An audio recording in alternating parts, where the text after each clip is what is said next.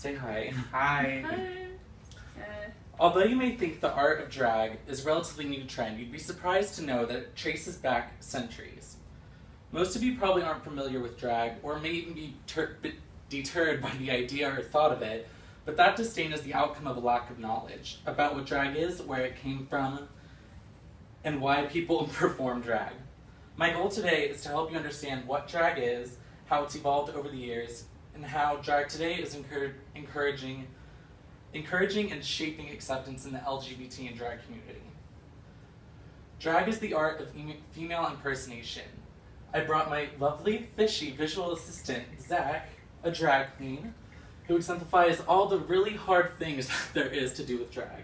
One being tucking, we won't get nasty, but the other is hiding his mannish features through heavy, heavy makeup and wearing humongous heels.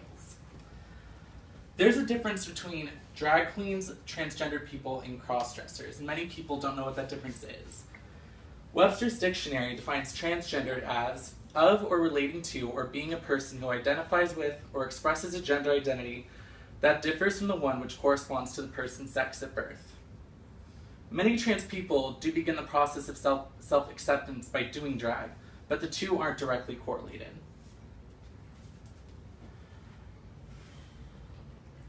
The point of drag is to entertain. Pageantry, lip-syncing, stand-up comedy, and dancing are many different talents that drag queens use on stage.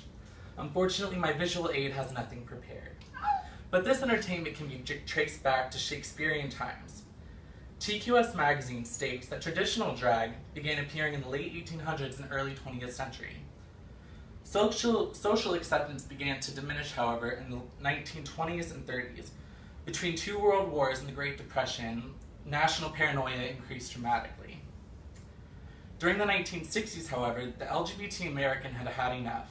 They began creating their activist groups to start obtaining their rights, and thus began the LGBT equality rights movement that continues today. During the 1970s, the ban was lifted on opposite gender clothing, and drag began to appear in the bar and club scene.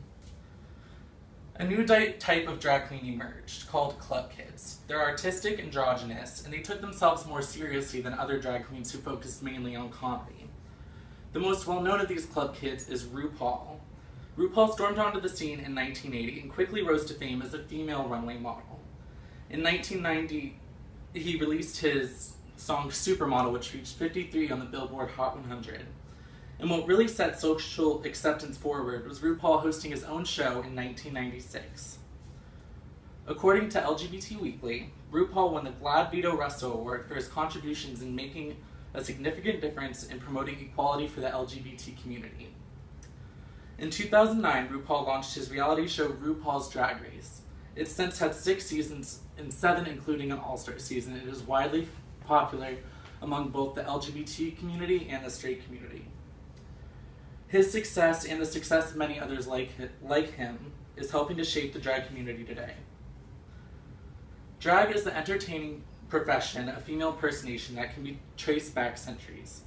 Through acceptance and activism, the drag community continues to prosper, with such successful people as RuPaul and Amanda Lepore. I hope my speech has opened your mind, and that you see drag as an art form, and that it has been over a vast span of our history. With knowledge and activism, we can help social acceptance to continue in both the LGBT community and the drag community.